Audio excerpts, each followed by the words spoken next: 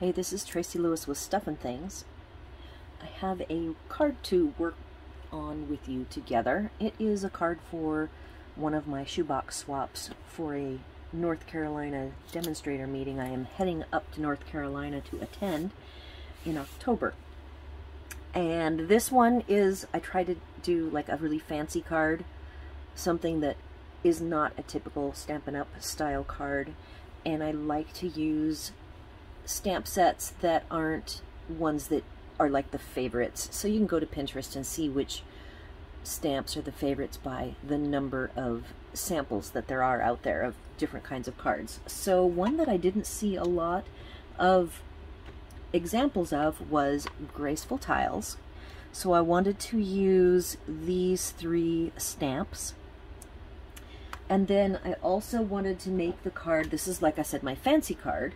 So I chose to go with a sentiment, this sentiment here, wishing you the happiest of birthdays, and I wanted to make this look like a fancy sentiment, so you'll see the treatment that I did, and I'll show you it, to make it quote-unquote fancy. And then I also wanted to do something fun with the cardstock that is just not, it's probably even counterintuitive for a demonstrator, and I thought it would be really fun. So the sentiment, I decided I would go ahead and heat emboss for them. So all of the basic steps are taken care of except for 2 things. Stamping on the papers to further make them fancier, as well as a fun distressing step. So this is the sentiment, and I wanted to show you that with using the Charming Sentiments set, if you're, one of the things for me is that I can only carry so many materials on me, and if I were to have made this for them and hand cut them out, I would not have been able to cut so close to the letters, so I would have used a lot more material. So this is, I made enough for 13 cards. I only have to make 9 plus 2 samples, and I think I made 14 sets because I'm going to this event with 3 people, and I don't think the 3 people are in my group because we're in separate groups. So I made enough for the gals that I am going with so that they could have a kit to assemble at home or whenever. And this cut enough materials for us for all that we need. Hub is coming, so I'm going to go ahead and stop for a moment. All right, I'm back. Hub is settled. He is getting us set up. We've been traveling now. This is our 6th year. Actually, no, we're actually on our 7th year after June, because we moved in, we sold our home, and it closed on 5/31. Actually, didn't quite close on 5/31. It closed a week late, but I was already scheduled to have a small well, I don't think it was a small surgery. I was scheduled to have the surgery on my hands like 2 days after we were going to close.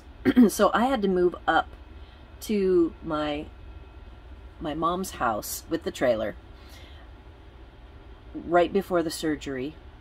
Then my mom was the one who helped get me to the surgery center and got me through that. Hub had to stay at the house doing some final move outs and then wait until closing, and he wasn't going to leave the house unattended because my mom's place where we moved within our trailer was like a 45-minute drive away. And then I worked for the rest of that whole year. So I took medical leave to get my hands done. That was my last surgery. I knew I needed, you know, I've talked about my hands repeatedly, and it was the final thing to get done on them. After years of having injections done, I really needed to just get the surgery done. So we then started out our journey with the first 6 months of living full-time in the trailer in my mom's pasture below her house, while I finished up the last 6 months of my job and retired. So it is time for new tires, and our truck gets a lot more miles put on it, and it is a 3-year-old truck. It has 36,000 miles, and I don't know how many miles this trailer has because it has gone with us everywhere we go, all across the United States. It has been back and forth across the United States twice. And so before we head up to North Carolina, we are putting new tires on everything. So that's my story. All right, so back to the card. So what I want the demonstrators to do is explore some fun distressing techniques that they maybe have not done before. So this card has 2 versions of the card. It has the kind of the non-distressed clean version, and I already built that one, and I'm going to put it in a sleeve, and I'm going to put like a knot symbol or something around it. This is that they could do this if they want to. Then it would just be like a 5-minute assembly, because I have done as much prep as I possibly can do. Sorry about that. Hub had to grab something. Okay, so let's see. Before I show you the cards, I chose for the trim to use this wonderful trim. And I wanted it to look ratty and tattered. So I cut it into 3 strips. I have the strip on the outsides and 1 strip in the middle. So I'm not using these strips in the middle for the ones that the demonstrators will put together. And I went ahead, because I want them to focus on the distressing part, I went ahead on these kits. So I'll now show you what the kitted version looks like. I've cut all their pieces, I have prepared their sentiment fully, and then I've gone ahead and taken the trim, and I did the trim where it's all one piece, and I tie a knot, and then they will, wherever they want their knot to be, is where they will cut their loop. So everybody has all of the pieces cut.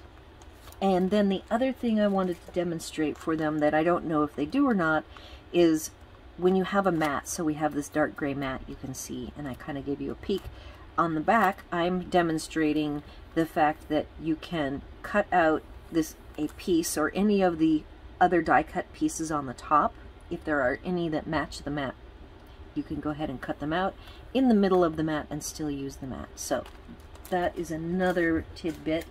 The whole idea of doing swaps with fellow demonstrators is to just share your own tips and tricks while they actually are putting together the cards. So I have a version of the card here.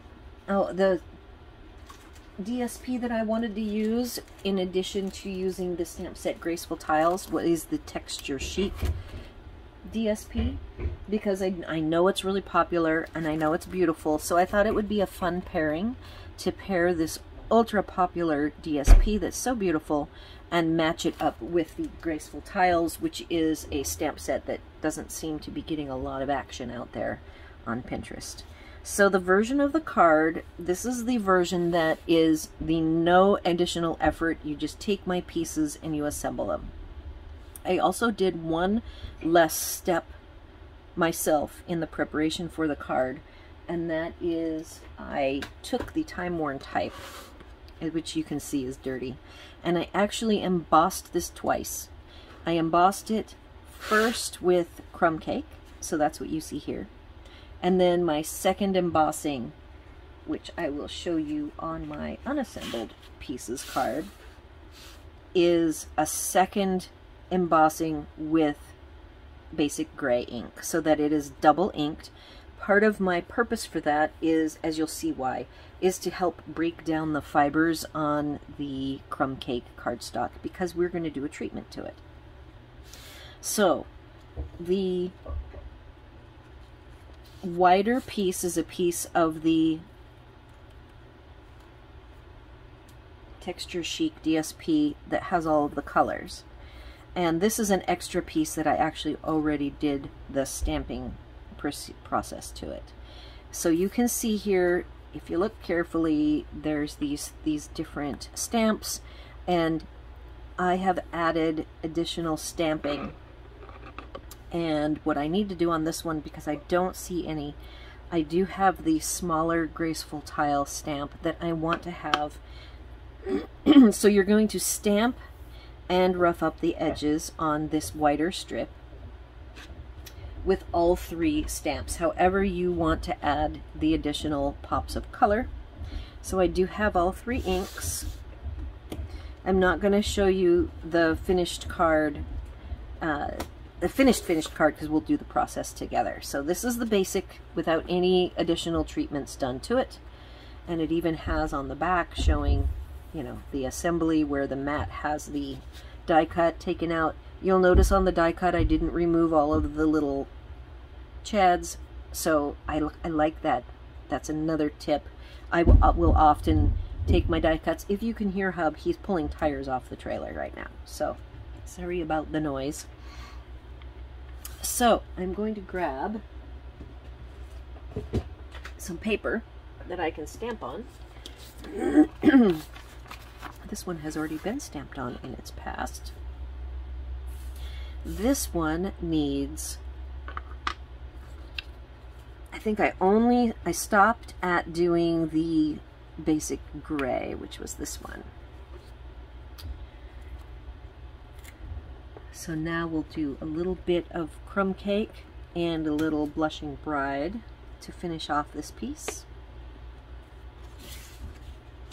And I am going to say for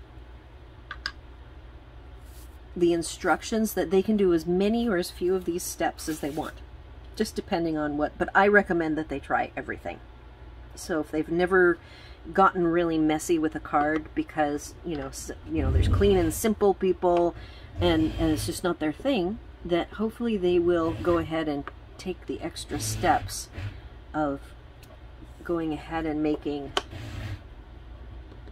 this card fully and completely using all of the steps that I recommend. I am trying to do somewhat random on this pink, so I just kind of run it in different spots down the length of it. Now I'm going to grab the crumb cake. When I am doing production work like this, I have my re-inkers, and then I put in front my inks to keep everything organized. So that's what I've got here off the camera, is my different inks and their spots, not knowing if I will need to re-ink the spots. Alright, so now we just need to do some of this crumb cake, which is not going to show up very much, but I want it, this DSP is already really busy, and I want it to be even busier, as busy as it can be.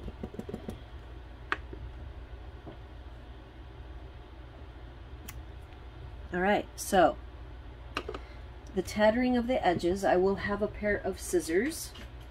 Not the fancy snips. I use either a knife or these bigger shears. So I will have these in the box. And so I've already, as I said, done this step of shredding the edges, so they're ready to go. The next piece that needs some work, this little skinny one, also needs stamping, and it looks like you can do as much or as little stamping as you want.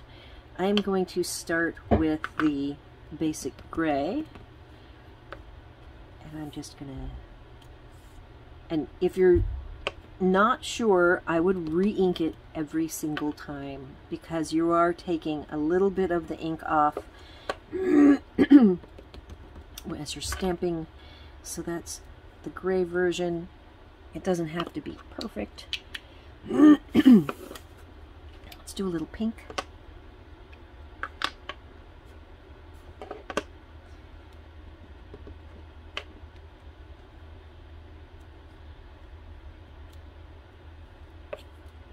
And then the last one is the or that was the basic gray. Now we're going to do the crumb cake.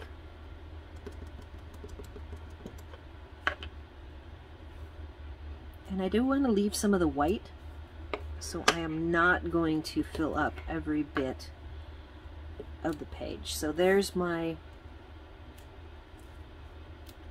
skinny strip. I've got my 2 strips done. Now I'm moving on to this piece. Again, I want to stamp the whole thing up. Now, the way the assembly goes, this is right side up because we've got words. I want to have them right side up, and it's going to be covered by some bits and pieces, so the areas that I want to focus on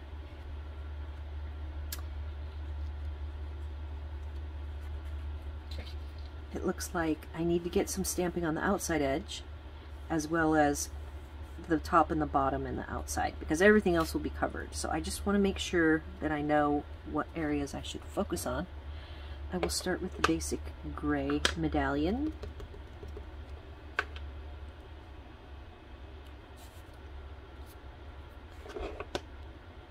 Stamping or re-inking every single time.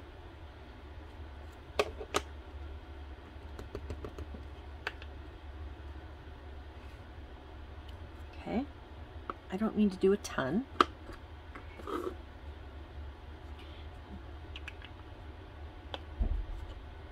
Crumb cake.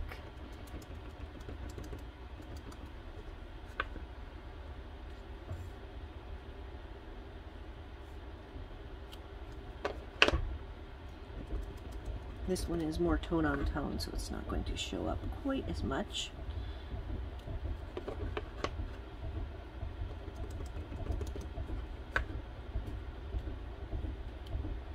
I'm going to go ahead and do this on the top and the bottom.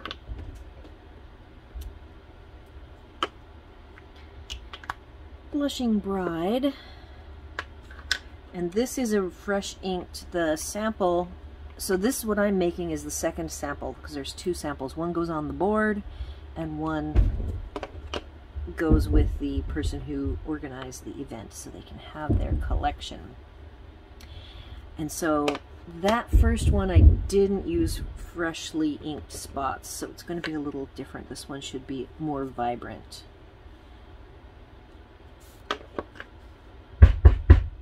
Okay, Hub is calling me. I will be back. Alright, so where were we? I was going to do one more Blushing Bride along the edge here. Alright, so I've done some extra stamping.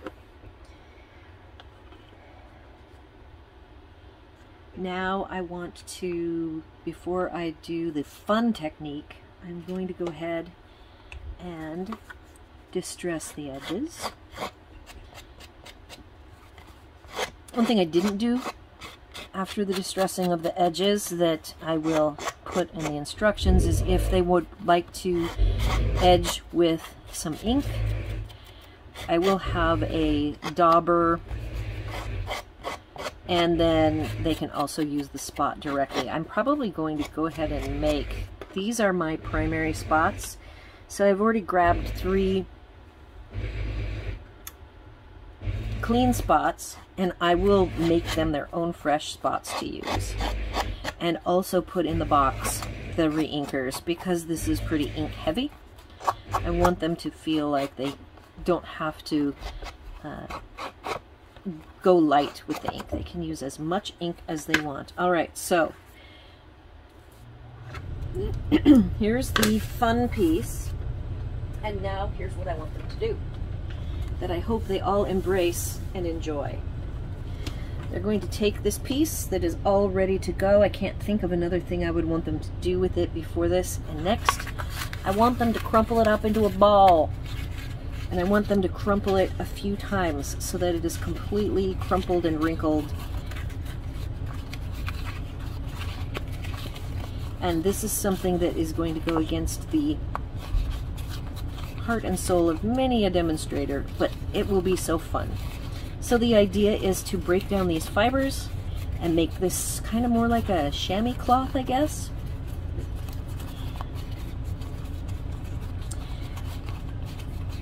I even have, so here it is.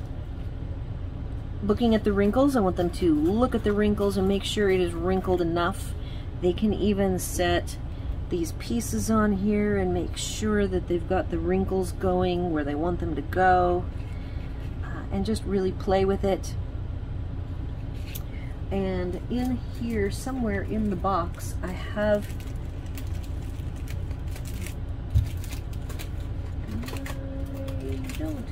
just the next I want them to just put adhesive around the edges. I want them to leave the middle open so that it will naturally be crumply and popped up. There we go. Okay. I want the adhesive all around the edges because I want them to play with the edges, and I'll show you what I mean by that.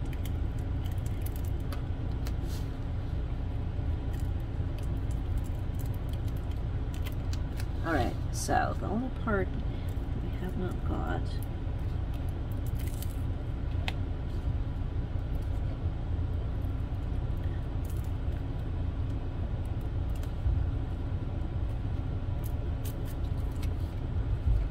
so that one needs to get curled up. So next step, when they lay this down, of course we have to make sure it's right side up, keeping it wrinkled. I have to fold up some of these bits. I think I may have trimmed down this piece of paper. You'll get some sizing changes, by the way, when you do this.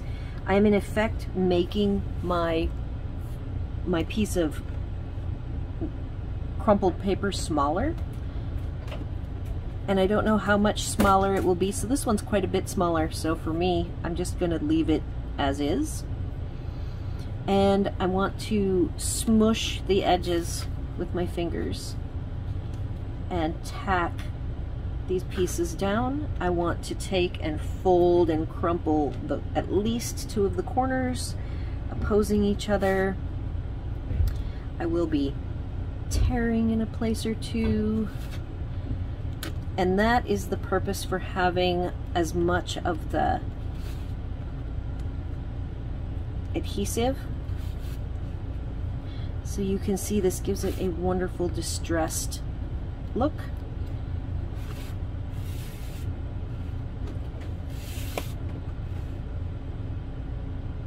And then they need to pop out however many of these chads that they want, or leave in as many as they want. I like a really loose look when I do a card like this, so I am going to, instead of adhere this to the back distressed layer, I am instead going to adhere, I'm going to lay this down, and my goal is to adhere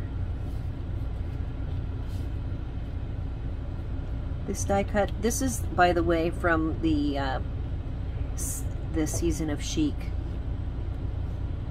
bundle. I didn't mention that, so it is, I did pull that from the Season of Chic. Wash these rims. And I'm back. Lots of interruptions today. So, as I was saying here, I plan on adhering the die cut to the back of this strip, which has a really pretty backside. I love that. Oops, oops.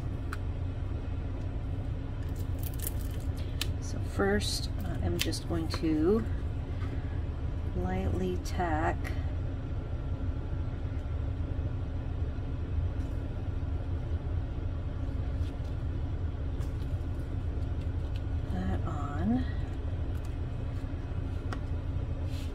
Okay, so next is the assembly of this strip, which actually just tucks right up next to the edge. I can see I didn't trim this down. So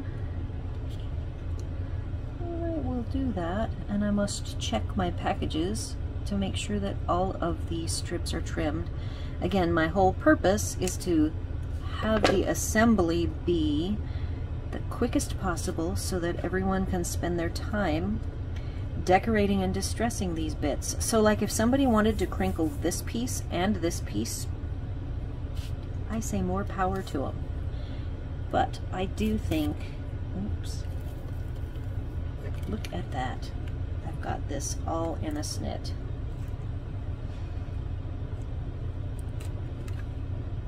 There. Actually, I was able to unfurl that.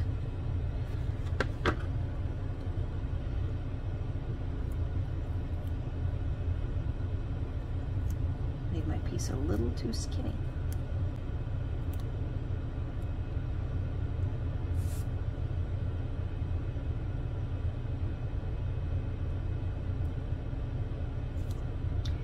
Butt it right up next to the distressed edge. Now, I like all these little pieces of fabric hanging off. I even want to pull the end here. See that? I'm fraying it. This top here is already a little frayed. The more frayed, the better. Okay.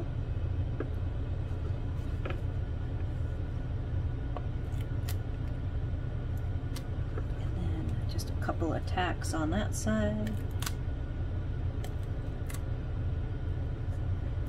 Get this ready to be tacked down.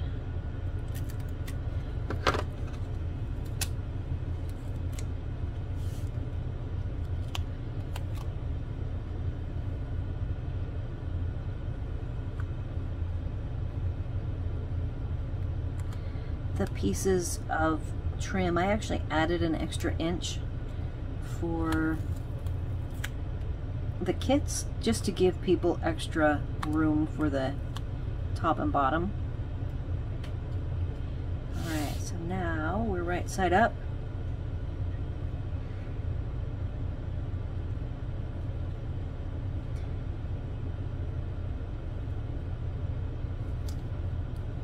There we go. Okay, so that's the assembly of the base. And now I have to work on the sentiment. So what I wanted to have people do on the sentiment is, if I find my piece of paper to stamp on,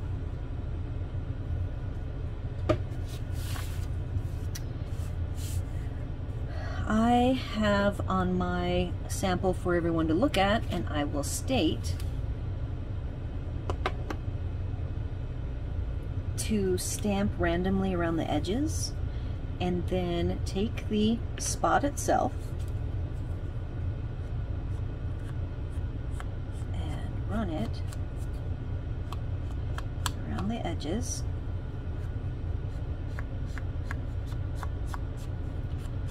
I also have inserted a finger dauber to actually go even more around the edges, should people want to do that.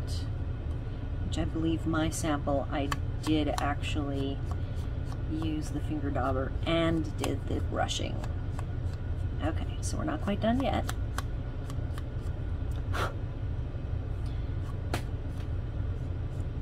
There's that. Ink this guy up, and I'm just going to get it inked on the one side because I want to do some cute random edges.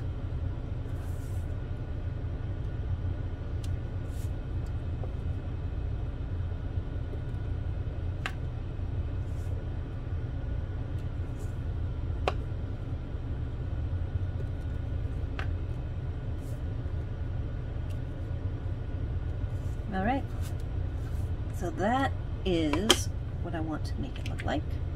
Now I need a few dimensionals. I have some remnants.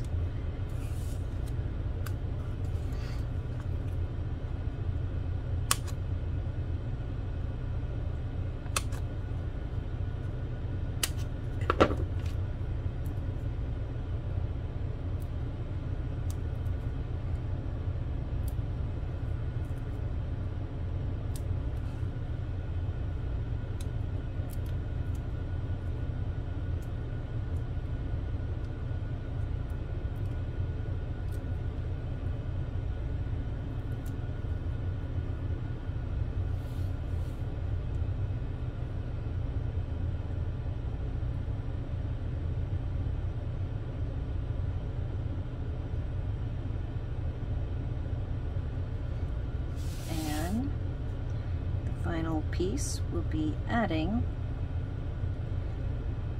this.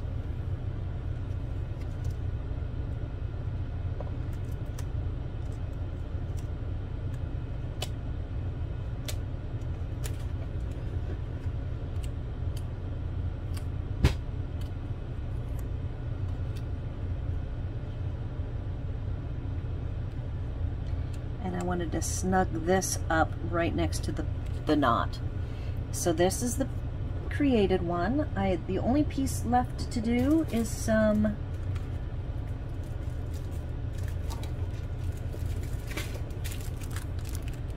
bling, and I have the iridescent rhinestone basic jewels to put on. I hear hub moving around, so I might have to stop this. We will see. So I'm thinking